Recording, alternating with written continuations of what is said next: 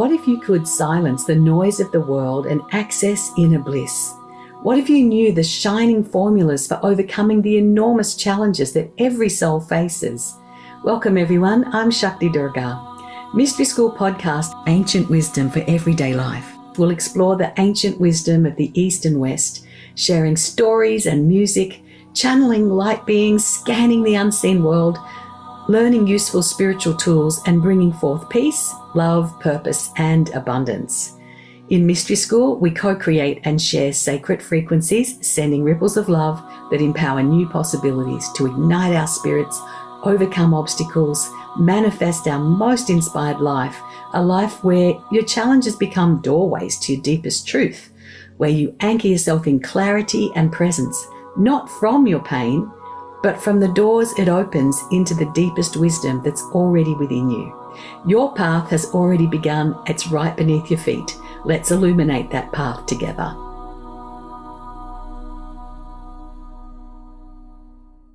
Welcome, everyone. This is a very special show for me. It is an area of my life that if I had known or met Shakti Durga, I probably wouldn't have come out of my younger years so bruised and battered and wounded, and I probably wouldn't have done the same to others.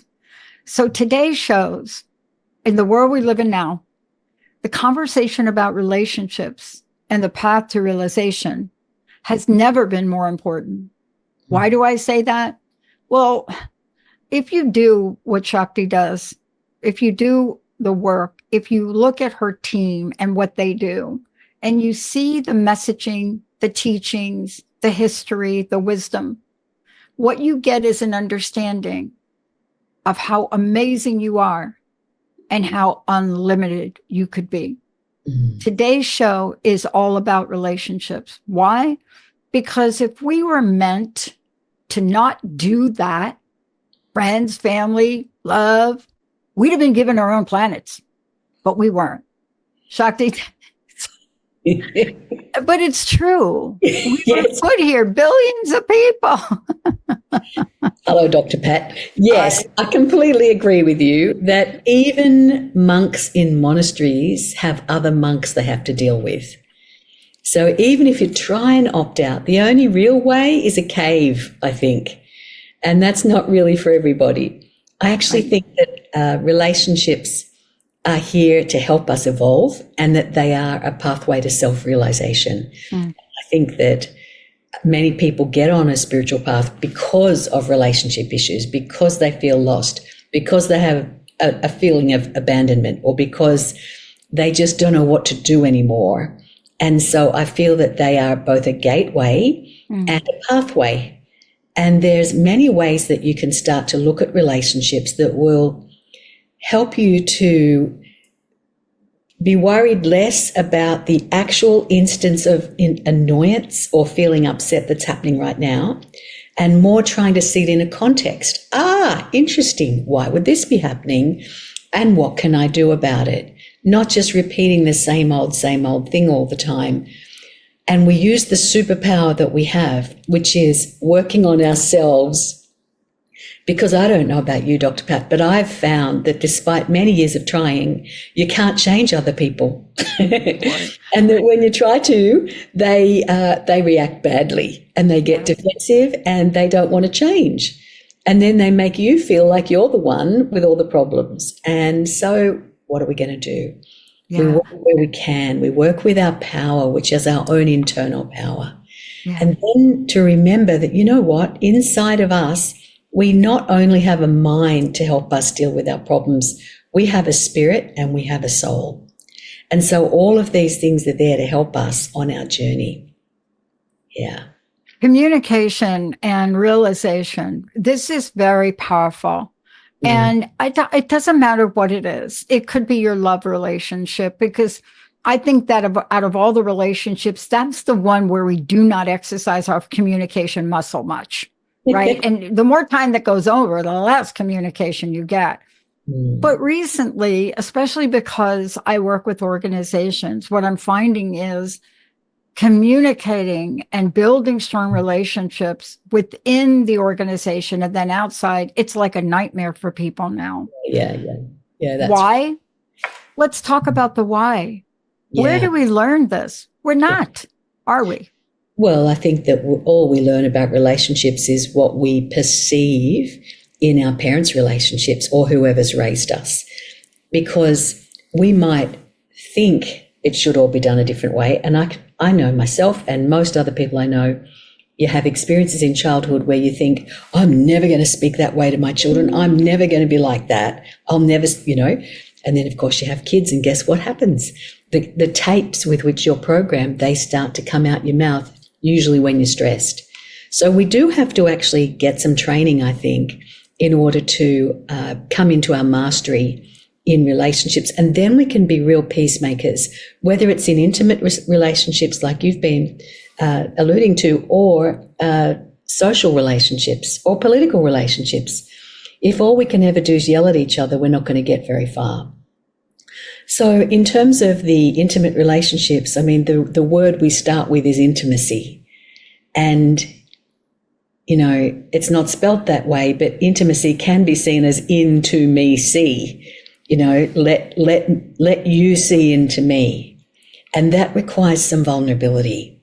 When we're at the beginning of a relationship, intimacy seems to build fast because we don't know anything about each other. And we have these amazing conversations. Oh, wow, we've got that in common. Oh, look at this, look at that. And we come together as two people, and we come to a place, but sooner or later, we get to a place where we might not feel so comfortable revealing anything else than what we already have.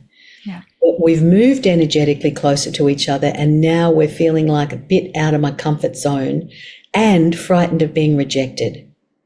And I think that's where we start closing down.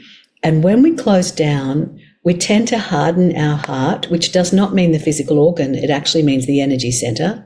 We harden that center of energy, and we don't allow our natural flow of caring to be in the words that we say.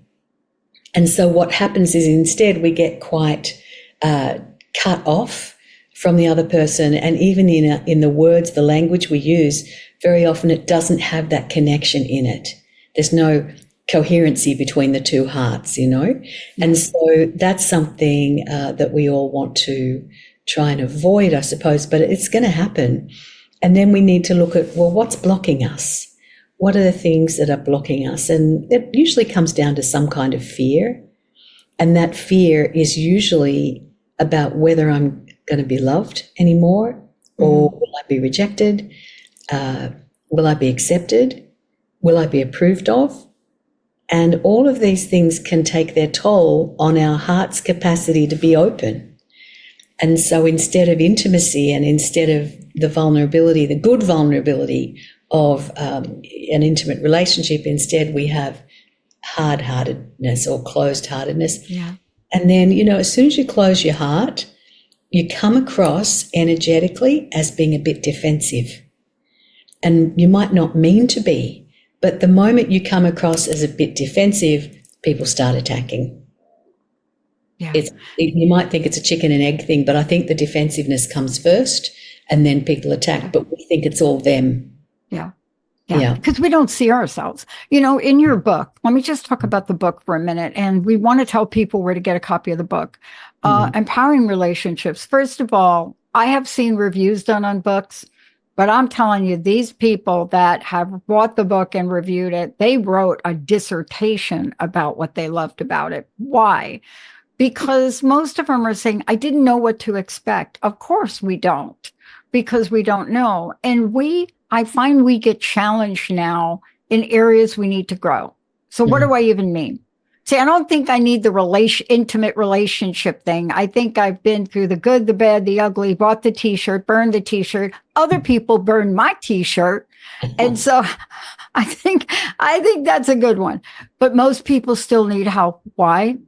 COVID really did some damage on relationships. That's number one. Yeah. Number two, the world is changing so quickly. Everything is changing. Yeah. But this is now, you travel the world. Mm. You're traveling the world. Mm. You meet different people. I want to ask you, when you speak with people, and I mean you're traveling, like you're in front of people, we're not Zooming people. Yeah. What is on their hearts when you begin to ask them about relationships? Where are people having right now from where you sit? Where's there getting to be like a little thorn burr under their saddle, so to speak, about relationship? Well, I think people are feeling tired, really. I think that they're feeling a lot of exhaustion and not knowing what to do. And I think it's that feeling of helplessness that's the real burr. And therefore, what do? We blame others for our own discomfort. And we want to point the finger at what other people are doing, which, on one level is fair enough. In the physical dimension, yes, it is that person's done something that's upset you. But on the inner dimensions, it's like, interesting, they're my buttons. So if I'm getting my buttons pushed, that other person didn't install the buttons. The buttons have been installed by my upbringing or by my set of values and beliefs or by my energetic patterns. So we can change all of those things. But I think a lot of people just feel disrespected. And so then really, if we're going to speak metaphysics, because I do see relationships as being a cornerstone of the mystical path. Oh, yes. You're not going to get much further than having, to work on your relationships, because otherwise you just keep falling over. Well, let me ask you this simple question. I'm not saying I'm worldly studied, but I have really tried to educate myself on various spiritual practices. Yeah. Whether it's, a practice of Christianity, whether it's, in the Hindu philosophy, it doesn't matter. But the one thing they all have in common, their teachings has to do the relationship between other people. Yeah. I mean, when Jesus walked the earth, so to speak, we very rarely read anything about, wow, I was sitting down on a rock and reading a book. No, everything is about relationships and meeting people. This is really, it is. I mean, it's out there. And other religions too. Now, I got clean and sober with myself, a Muslim, and a Jewish man. And, here we were. And boy, did I learn about relationships from their spiritual perspective. But people are tired. And they want help, don't they? Yeah, so let's give them some help today. Yeah, I think so. I think that the most interesting part of it is to reflect on the way that others are treating us may be a mirror of how we sometimes treat ourselves. And I think if we're speaking at this level, we're speaking at the soul dimension level of who we are and relationship. And it won't appear obvious at first, but if you start realizing that, I'm getting disrespect from my partner, then just really do a good inventory on how well you're respecting yourself. And that is a great starting place for moving from duality consciousness to the unified field consciousness, that it's all a continuum. And so we can utilize these practical things like wanting to have better relationships to train our consciousness to think that everything is self, everything is a reflection of self. If I start working on my self-esteem and my self-respect, and for me, it's been a couple of things. One of them is affirmations, really, really talking myself around, being able to look in the mirror and love me exactly as I am, not needing to change, and looking at the vulnerable part of self that needs nurturing. They're the things that have worked for me to bring me forward on a path of moving from catastrophic relationships when I was younger to a 25-year successful marriage. That's what's worked for me. Yeah. And we're going to take a short break, but I do want to take a deeper dive into your book, because your book, first of all, beautifully done in a way where you're taking beautiful teachings, but you're sharing your story. You're telling folks, this is what happens. This is what happened to me. This is what I learned. And so it opens a pathway and a gateway for people to say, wow, look at this work. Now, what can I do? Do I have the courage to face myself like Shakti Durga did? before we go to break, how do we find out more about you? I know the book is also available on one of your sites, but it's also available on Amazon too. Yeah. Well, shaktidurga.com has got the shop where you can buy all of my books. Empowering Relationships is the one relevant to this subject. And we also have shantimission.org. And on either of those, you can find the relevant material. But yeah, Empowering Relationships by Shakti Durga. Well, we're going to take a short break. When we come back, we're going to take a look at this idea that Shakti does so well, this idea about relationships and understanding relationships as a multidimensional perspective.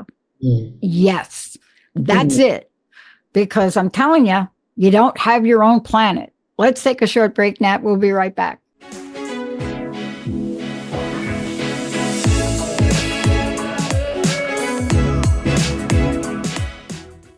I'm Dr. Pat, and I'm here.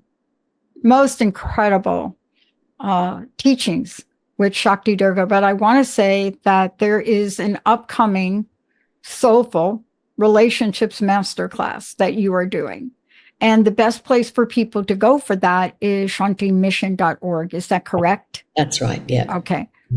Why? Because you're going to understand, a time-tested, more than one technique. How do you cultivate peace? I was listening to something this morning, and I want to just ask you to kind of continue with this. But I was listening to one of the people I listened to, and what he said this morning is, you've got to protect your peace.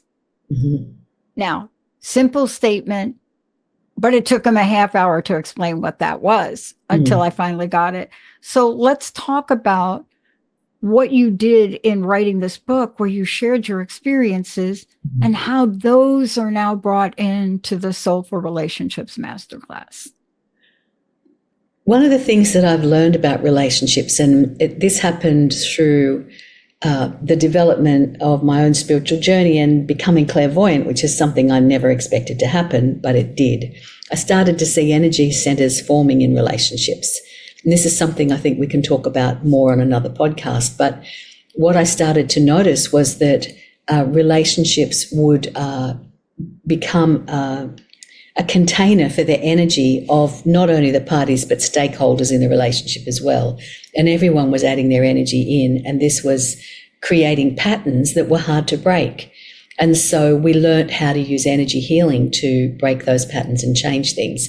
So if we can put that to one side for a moment, the other thing that became really important for me to understand was that a lot of my relationship history, and perhaps a lot of people I'd learned from, was that you be fairly passive until you're aggressive, and that there was nothing really healthy in the middle, that speaking in a normal voice. If I had my needs not being met as a young woman, I didn't know how to ask for what I needed. I just didn't. I expected that they would know. I expected my partners should know what would make me happy or what I needed. And when it wasn't being provided, I'd get kind of angry about it. And then I'd be fine with it for a while until I would kind of get quite angry about it. And then I came to the realization that, you know what, my partners are not advanced telepathic beings. They don't know because I haven't told them.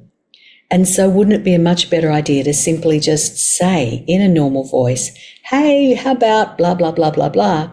But I was so ashamed or so fearful of being laughed at, rejected, or told no, that I couldn't get my mouth to kind of make the words to come out with reasonable requests in relationships. So I'm not sure if you've ever had anything like this, but it can be easy to either go straight to aggressive because you're so used to being ignored that you just put aggression, you go to 12 out of 10 volume in your answer straight away, or you're so passive you expect to be rejected so you never bother saying anything. Both of these lead to complete disempowerment and the shrinking of your energy field. Your spirit will shrink either because of aggression or passivity. And so what I learned was that there's a kind of a bell curve for these things, and that there's a sweet spot in the middle between passive and aggressive where we can find assertiveness And learning assertiveness truly has been something that has helped me be a much more peaceful person, even when dealing with quite tricky subject matter.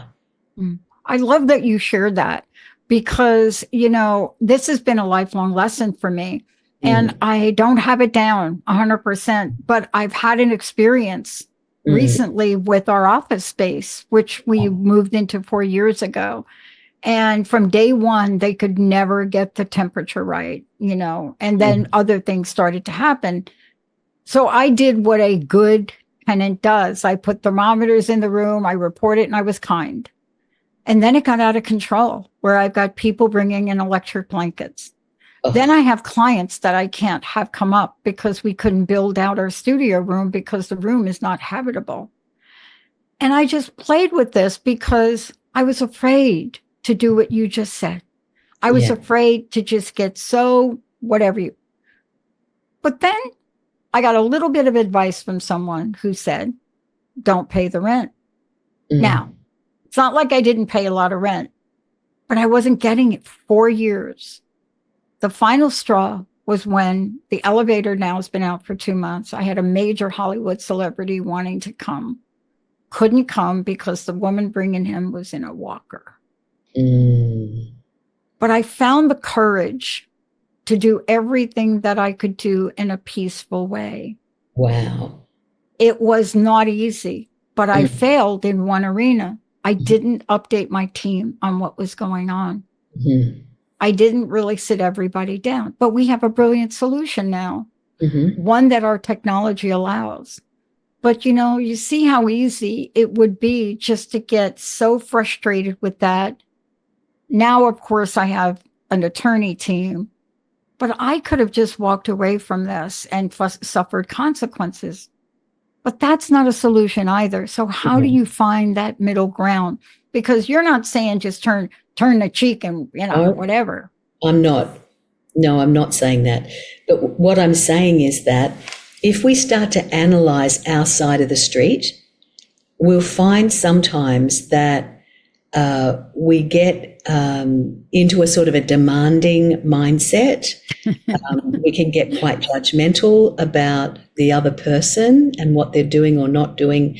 We can get impatient. We can get quite heavy in our controlling style of communication, and it all becomes very ego-centered.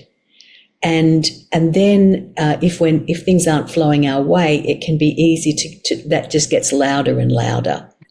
And then, the other side starts to resent us and blame us that we're the ones who are the wacko people, we're the troublemakers, not them that's done the wrong thing, we're the troublemaker.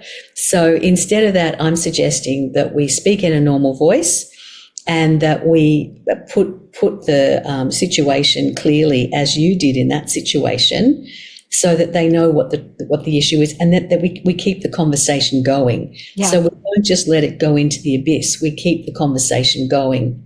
Yeah. One of the other things you can do spiritually in a situation where someone appears not to be hearing you, well, there's a couple of things. One is you can change the manner in which you're saying it, find some other language, find some pain points for them that you can calmly address, like, if you're not going to do this, then I'll have to withhold some of the rent. That's a point for them. They'll understand that. But we don't have to do it with aggression, And so then the other thing you can do, and this is more, I'm talking about personal relationships, perhaps with your lover, your husband, wife, or with your children, whatever, is that when you pray or meditate each day, I suggest that what you do is you speak to your beloved about whatever it is. And if it's such a sensitive subject that you're just worried that if you say anything, it'll make it worse. I think people have that a lot. I'm just worried I'm going to make it worse, so I won't say anything. But instead, say it during meditate, at the end of meditation, when you're in a connected state or after prayer, then call on the spirit and the soul of your beloved and tell it like it is to them in that moment. Yeah. And there's something about the quantum field, there's something about quantum entanglement between two people or two souls, that the message gets through and they have an inner knowing then of what you're going to say. And then when you speak to them, there's greater receptivity. So this is, it's a beautiful thing to be able to do, actually. And boy, with having you guide people, and I want to mention the upcoming class, because we don't know what we don't know in this arena, because there are a lot of us that didn't grow up, with this. Now, Linda happened to grow up in a family, her mom and dad. I mean, the style and the way they go about this and problem solving and all of that, they influenced me a lot. But the minute you exercise this new knowledge and wisdom, and you really, sometimes it takes a lot of courage. This took a lot of courage for me. But when you do, don't you feel like we walk away with almost a step up in our wisdom journey? Absolutely. What happens is you transform through this. It's not the same you at the end. So when we do a power over like solution, it's you just being bossy. But when we do an I'm transforming and it's a different me speaking to you, therefore there'll be a different outcome. There's a different energy. There's more potential, So it is a pathway of self-realization and change. And I've seen thousands of people transform their relationship lives, both at work and at home, utilizing the things that I've written about in empowering relationships. Well, I want to thank you for this. I know we're going to be talking about it more, but what's most important here is for many people like me, where I was and still am, I didn't have a place I could go. So how do we register for this upcoming masterclass? The masterclass is on shantimission.org. There you can look for the Soulful Relationships Masterclass, which will be on in June. And I hope that people will come along and experience just how amazing it is when we do a deep, soulful healing on the spirit of a relationship. And I'm going to ask people to nominate a relationship that they want to uplift. And then we'll do spiritual practices, and people will be amazed at how different things will be in the way the relationship unfolds. Thank you so much for today. I can't wait till next time. So much more to come. For those of you out there, this is the time to spread your wings. This is the time to remove the obstacle that you have called relationships. Thank you so much, Shakti. Thank you for this. Thank you, Nat. And thank you all. You're the best audience on the planet, right? We'll see them all next time, won't we? Thank you. Thank you. Thank you for joining me for Mystery School, Ancient Wisdom for Everyday Life. Be the detective of your spirit and soul and seek the doorways to a new reality. Take one insight from today and let it illuminate your path. Visit shantimission.org to learn more about our other programs, meditations, and resources for living with ease and grace.